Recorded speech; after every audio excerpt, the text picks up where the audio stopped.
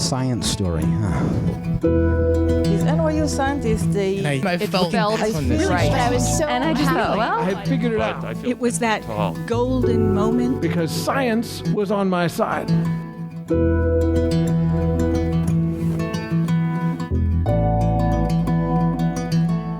Hi everyone, I'm Ben Lilly, and welcome to the Story Collider, where we bring you true personal stories about science. This week the theme is magnetism, and we're bringing you two stories about the force of attraction. The romantic kind, that is. Our first story this week is from Wendy Suzuki. It was recorded in March 2017 at Union Hall in Brooklyn as part of our annual Brain Awareness Week show.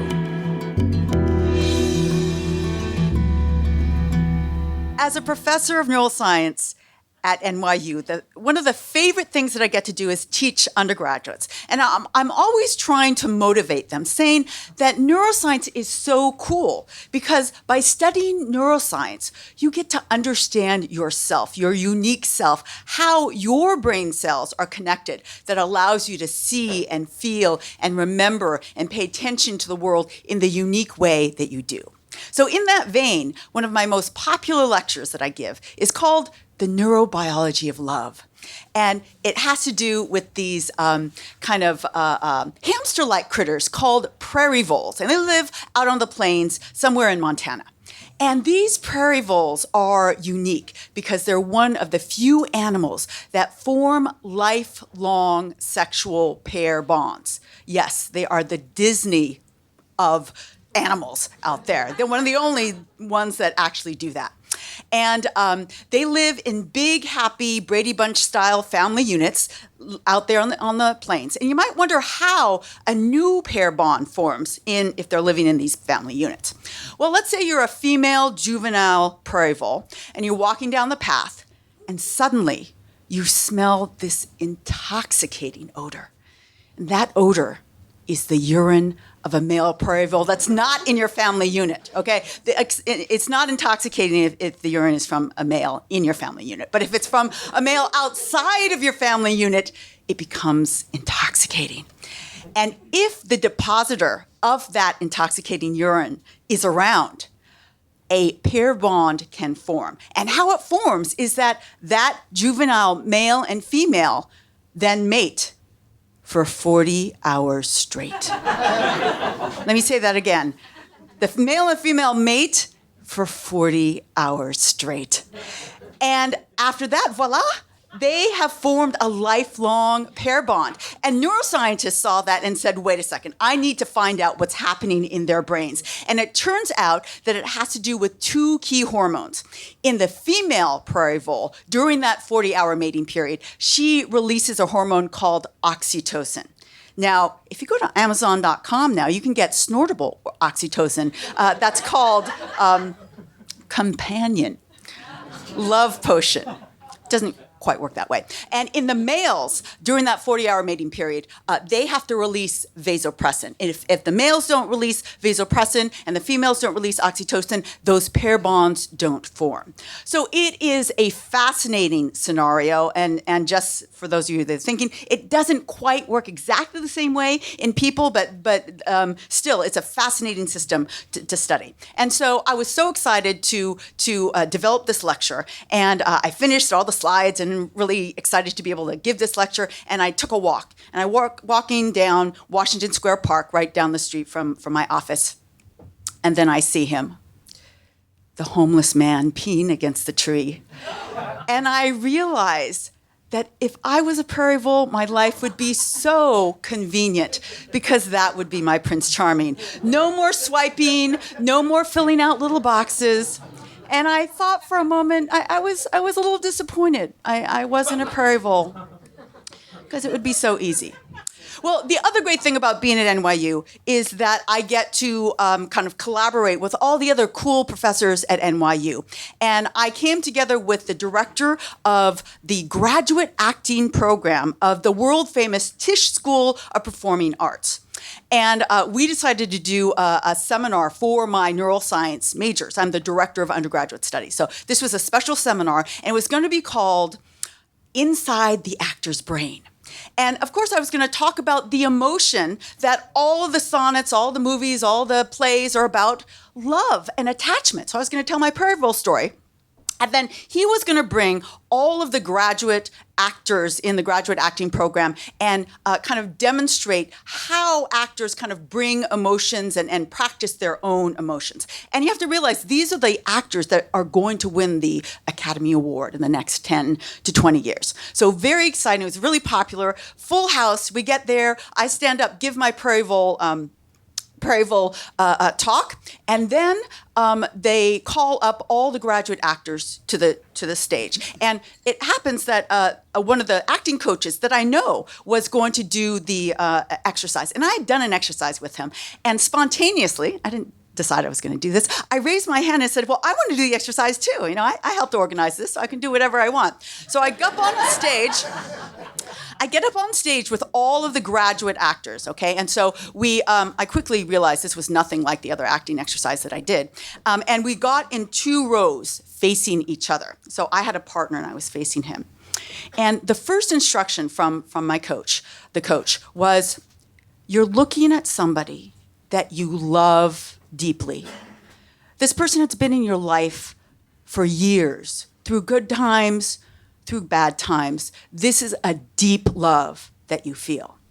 Now, it was very intense. These were all serious students. And I decided to interpret it like general love. So my strategy was to project all the different kinds of loves that I feel onto this guy. Family love, romantic love, friendship love, love for people that I've lost and I no longer have in my life anymore.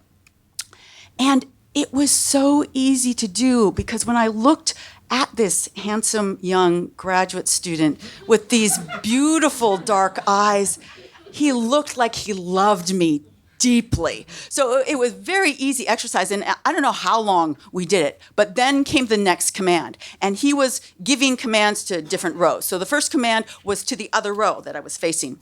The command was, take 1 step away from your partner. Nobody moved.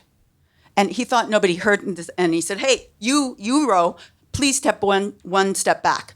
Still nobody. It took 5 times to actually get them to move like half a step back. Because we were bonded and we didn't want to move away. Then the next command came to us, and he said, okay, my row, you can either step forward and say, I'm sorry, or you can take 1 step away from your partner and say, I love you. This was easy. I took 1 step away and I said, I love you. And other people did whatever they wanted at different times. And we did these exercises until the big question came. So sometime in the middle of the exercise, he told our row, he said, I'm sorry to tell you, but the person that you're looking at right now has deceived you badly. Just at the bottom of your heart is broken because this person has deceived you. You could have heard a pin drop in that auditorium. And then suddenly, everybody in my row started crying. And I felt like crying too, and I'm a group cry, so I start crying. Forget the fact that all my undergraduates are in the audience watching me on stage cry. I wasn't thinking about them. And we went on through these different exercises. We had different choices after this big reveal of the deception. And suddenly, it felt like just 5 minutes later, the exercise ended. And the coach did debriefings with some of the graduate actors. He was fielding questions, lots of questions from the audience. And suddenly he said, well, Wendy, you're the only non-actor up on the stage. What did you go through? What was your experience? And I said, when you told me that my partner deceived me, I knew you were wrong. I could see it in his eyes. I mean, it was so clear. He looked, he was just telling me he didn't do it. And then the exercise was over and he leaves the stage. And I'm like, but we had something. Where are you going? But of course, the exercise was over. I left the stage. We had this last part of the event It was a big success. It was 30 minutes over. Everybody stayed, and students started coming up to me asking questions. But I'm like, I'm going to go meet my guy. I mean, I don't even know his name. And so finally, the questions stop, and I go out in the hallway, and I see him eating pizza. And so I go over, very casual. Hey, great doing the exercise with you. And I introduced myself. We gave each other a hug, and I left the building. And I left the building thinking, thank God I am not an actor, because that was so emotional, and I don't think I could do that every day. So I happily went back to my own building and went and started designing experiments and teaching and got into my work again. And I didn't think about this exercise and this experience for a whole month. Until one day, this was in February, the end of February, I was walking south down Broadway away from my building. And it was one of those really beautiful, bright winter days, kind of like today, where the light is very kind of metallic looking. And I'm walking down the street. I could picture exactly where I was. And I saw him. And he was walking towards me, and he was deep in conversation with another guy that I recognized from the graduate acting program. And it was like everything went in slow motion, and we started walking, and my hair was bouncing, and he was walking, and I even heard background music in my ears. And I mean, he just passed, and I was just in awe. I thought, this was amazing, this 5-minute kind of exercise, and a month later, I'm still deeply in love. Here's the problem. Nobody told me how to act. I just fell in love with this guy. And I thought, oh my God, we have just blown the prairie voles out of the water, because I'm sorry, you cannot understand what happened in that situation just by studying prairie voles. But I also knew how you could. Let's get those actors into a brain scanner and have them cycle through all of their emotions, because if they were as real as the emotions that I felt, we could understand deeply, and much more deeply than we understand now, this range of emotions, including love. And then I thought, well, I always said it. Neuroscience is cool because it helps you understand yourself. And usually by that, I think about, vision and memory, but it helps you understand what makes you most unique, how you love other people. And it's practical too, because you have to understand that the next time I want to fall in love with somebody, I have some powerful tricks up my sleeve. Thank you very much.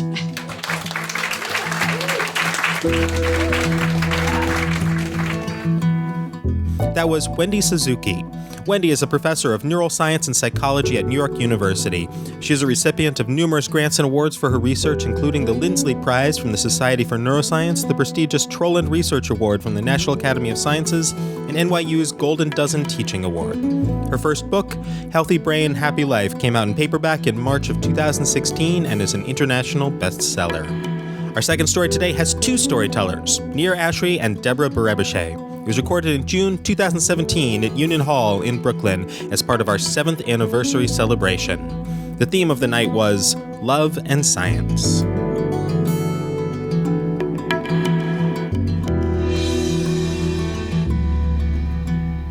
So I grew up in Mexico City, in a community that was fairly conservative and discouraged women from pursuing a career in science. I was very much in love with physics and math, and I wanted to discover the laws of the universe and how things worked. And my mom told me at a very young age to not tell anybody in school that I liked math and physics, because probably I would never be able to get married. And that nearly happened. But, I learned to hide my love for physics. And so my advisors in school were no better, and they told me the same thing. So when it came time to apply to college, I applied for philosophy because I thought, I could ask all the questions that I want to know and find out about the world. So I started to study philosophy for 2 years. But we have a French educational system in Mexico where you cannot study other subjects simultaneously. So after 2 years, I decided to burst out, and I said, no, I want to study physics. So I applied behind everyone's back. just like, a lot of kids do crazy stuff when they're teenagers, I was like reading books about Tycho Brahe and like Isaac Newton and like really cool stuff, but I had to hide it. And so I applied to school, and finally I got a wonderful scholarship, and I couldn't say no to that. So I went to Brandeis University, which is a small school. Yay!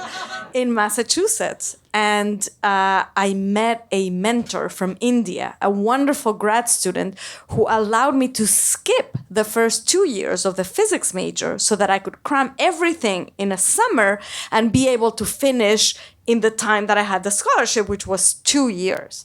I finished that, and then, my family wanted me to come back to Mexico so that, again, they would be able to tell me that I would not be able to get married, having done that. And I was just too hungry for knowledge and to continue to pursue my doctorate in physics. So I went to look for places and schools around Boston, and I ended up visiting MIT. And that's where I met this really nice, geeky guy. Yes, that's me. And I was at the time the senior graduate student in the lab, and one of your many duties as the senior graduate student in the lab is to show prospective students around the lab and make them feel that it's the best place in the world. And actually, for me, I was a lucky person there, so I didn't need to do too much convincing, and I showed Deborah all the great equipment we had. It was a laser lab. We were doing laser light sky. Yes, I know. It really was a laser. That's not a euphemism for it. It was a laser, but I did, of course, keep a sort of distant professional tone because I thought, well, what if she does arrive? I don't want to, anything weird to happen, and so I was very formal with her, I think. Yeah. And so at the time, I decided I'm going to go back to Mexico City for a while, be with my family, and then I'm going to do a master's in physics there. I wasn't ready to pursue my PhD. And then a year and a half later, we kept in touch, and I got accepted, but I got accepted on the West Coast to Stanford. And I went to MIT because I was about to hear from them, and I did get accepted there, and I went back that summer to see if we could hang out and I could decide between both options. And at that point, I had already graduated. I had my PhD, so I didn't need to be professional anymore. And we made out, basically, and it was we were together for a month, right? As far as physicists can make out, if you know what I mean. So it was a pretty innocent relationship.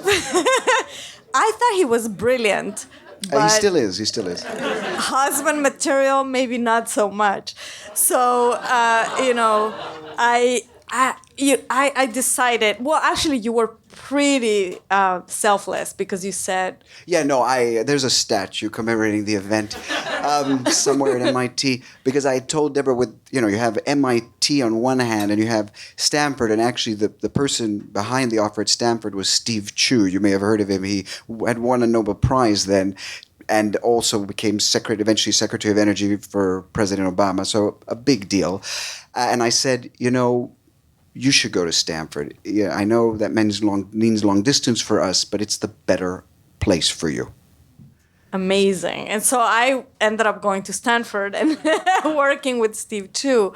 And our relationship didn't really last. And it was all my fault. You know your relationship is in trouble when your girlfriend tells you not to visit her for Thanksgiving. I was just overwhelmed. I mean, a physics PhD for somebody who had 2-3 years before not remembered algebra, A plus B, all that square. I didn't even remember that. And I was here with the creme de la creme, with all the wizards that had won mathematics Olympics. And I just couldn't focus on men. No, you had to focus on one man. There weren't men. It was just me. Yeah, you mean Isaac Newton. Well, technically, you also have to focus on Albert Einstein because relativity is examined in part of the in the qualifying exams at Stanford. At least they did at MIT. I probably failed that part, yeah. So I ended up pursuing my degree there, and I was depressed and struggling, and it was just a really hard time. But I did end up going to the American Physical Society, which is a very large conference with thousands of physicists, and I ended up going to his talk. So we had broken up because eventually when your girlfriend doesn't want to see you, it's hard to maintain a relationship. But I broke up after her qualifying exams. He was a waited. saint. I did it the proper way. And so then I am at this premier conference for physics in the United States and about to give a talk. And of course, I'm all in my head getting ready for the talk. And who comes in? Deborah. And I'm like, oh, just what I needed. My ex. But I still managed somehow. I don't know how. I kept it together. I gave a talk. And then we talked after that. You actually kissed me. I did. I kissed you. That's my way of. That's my way of communicating physics when I'm really excited. We did kiss, but we did not get back together. It was just, that was it. I kind of wanted to, but it was confusing, and I went back to Stanford, and long distance just didn't work out for us. Right. So 13 years went by. 13 years, people. And then a sad thing happened in my family. My dad passed away all of a sudden in Mexico City. And it was really tragic because we're 3 daughters and I'm the oldest, and both of my younger sisters were married and with kids already. After all, I was like the black sheep in the family. And so I went back to Mexico and I was just destroyed. And my sister told me, you know what, we have to sell Dad's home. And you're the only one who's kept all that stuff, all the memories and letters and stuff from when you were growing up, because you haven't really moved out. So I have room to keep 10 boxes for you. That's it. That's all I have in my house. So you better clean out your room and just pack what you need. So I started to clean out my room, and it took me a whole month.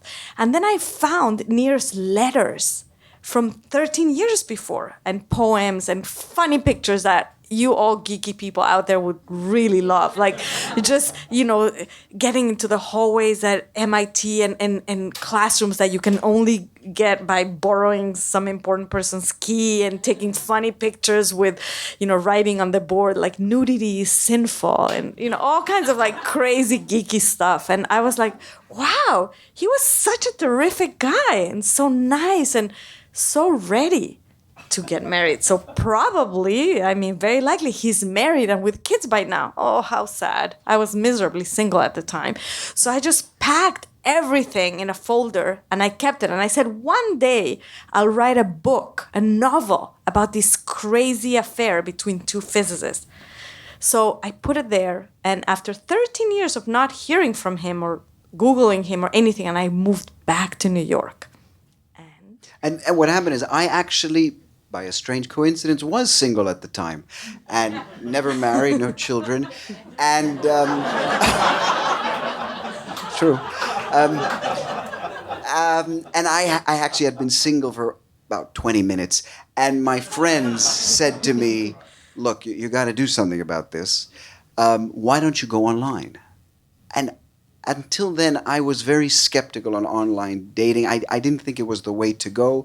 And they worked on me and pushed hard, really put a lot of pressure. They worked on you? You should have seen the pictures on his profile. He looked like a pedophile.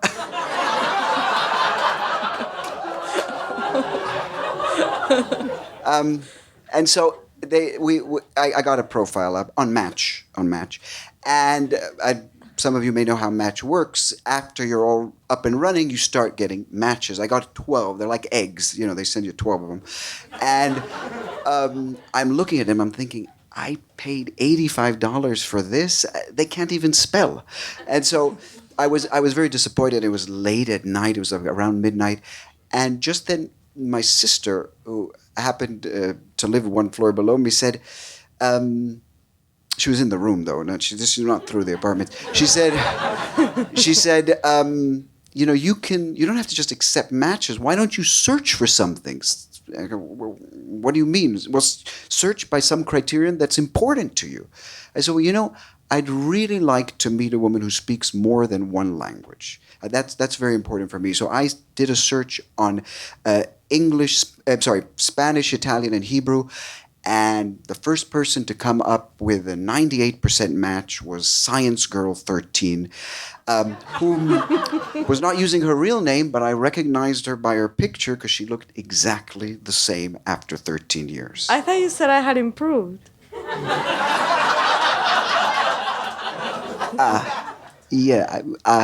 Maybe I did. Anyway, so now, I had not been in touch with her for 13 years because I was the kind of, the past is the past and you move on to greener pastures. And here I'm back at the same pasture. And I thought about it, but I said, it's been so long. What the heck? And I wrote to her a long and, if I may say so, beautiful email in Spanish because I had learned Spanish for her. Deborah didn't know this. I learned Spanish and so I just said, maybe we could, basically saying, maybe we can meet again. And then I, boom, send it. Well, first of all, you said to me that you learned Spanish because you didn't want people to think that you had only started to learn it for a woman. So you continued with it for your own sake. So the record. This is a public forum. Let's get this straight. So what happened was I started learning it for you. Okay. Then we broke up in second semester Spanish, and it's just terrible to drop a class mid-semester. It looks very bad, even though I was just taking it, as a listener. It's just not good. So then I continued, and after that I said, look, if I drop it now, people think, oh, he just learned Spanish for a woman. He wasn't really into Spanish. So I did 3 more semesters. So here I am receiving this amazing email, but I freaked out because I had just been back from Mexico, and 3 months before I had gone through this really difficult time in my life, and I received this email, and he was, I don't know, just, it confused me, and so I write back just one sentence like, wow, this is weird. I recently reread your letters, like, are you in New York? After 13 years, wow, this is weird. So that was not what I was expecting.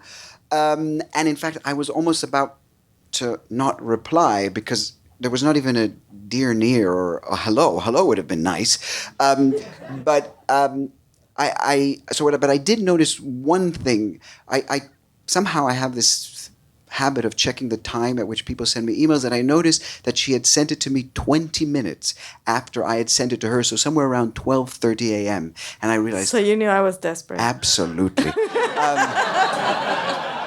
I got a chance. And so then what I did is I said, okay, if this is the game we're playing, I'll write back in English. And I said, yes, hello, Deborah. I do live in New York.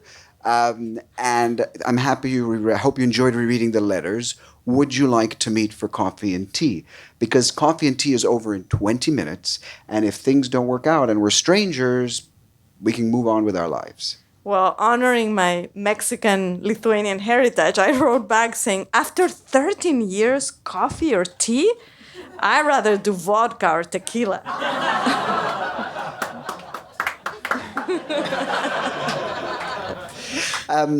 So I said, well, if you're going to raise me drinks, I raise you dinner, and let's go out to dinner. Which so we did. We met for dinner. Absolutely. March, is it going to be? 28th, March 28th. And it was an amazing dinner. My legs were shaking. It was weird again. And then I had a great memory. I remember a lot of You just forgot things. the date we met. Your memory was okay. You remembered portions of my life. You remembered everything. I did. Somehow I remembered. You had a birthday. We met in March, and your birthday was February 13th, and that surprised you that I remembered your birthday. And then you said, well, yes, and I remember yours, April 25th. And I said, close. December 29th. But that's when I knew I had the upper hand, and that's why I kissed her in the elevator on the way down. And we've been... And then I knew, this was it for me. I was like head over heels, that moment. And a year and a half later we got married. And we got married, and we had this amazing wedding, and we got married. The backdrop of our ceremony was an image taken of a galaxy by the Hubble telescope. Yeah. And we had this really cool physics wedding. Yeah. Everything around There was a it robot, was you know. physics. And a few months ago, our first daughter was born. Yay! And we like to perform a lot of physics experiments. We do. Not all of them she likes. No, but she's a good sport. Yeah. And I think. So I think. Well, I know that you're always going to be my second love after physics. It's going to be the same for me. I know. But you know what? What? I'm thinking about the wedding, and I know you owe me a kiss in public because you didn't give me one at our wedding, even though we planned for it. That is true. I got nervous and forgot to kiss the bride. He shook my hand. Yeah. It's on video. But I'll kiss you now.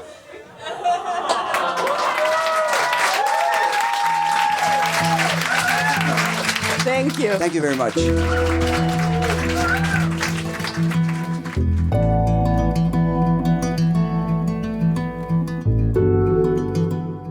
That was Nir Ashry and Deborah Berebeshe. Nir is a professor of physics and biology at Yeshiva University who's received grants from the National Science Foundation to support his research on the self-assembly of globular proteins. Deborah is the first Mexican woman to graduate with a physics PhD from Stanford University. Currently, she's chief data scientist at Metis and host of the Discovery Channel's Outrageous Acts of Science TV show. Both Nir and Debbie have previously told stories at the Story Collider on their own. You can find them both at storycollider.org on our podcast page. Nir's is titled The Milk Heist, and Debbie's is Passing on the Gift. If you enjoyed today's story or are a fan of the podcast, please consider subscribing or writing us a review on iTunes. It helps us climb up the rankings, and that helps new listeners find the podcast. The Story Collider is grateful for the support of the Tiffany & Company Foundation and of Science Sandbox, a Simons Foundation initiative dedicated to engaging everyone with the process of science. Story Collider is produced by Liz Neely, Aaron Barker, Ari Daniel, Christine Gentry, Paula Crux, and Shane Hanlon, Miriam Zeringhalam, Rosie Waldron, Cassie Soliday, Audrey Kearns, Eli Chen, Zach Stovall, Kelly Vinal, Mesa Salita, and Emma Yarborough, with help from our many vendors and volunteers. The podcast is produced by Zoe Saunders, and the theme music is by Ghost. Special thanks to Union Hall for hosting these shows, and to Love for being real, like magnets. Thanks for listening.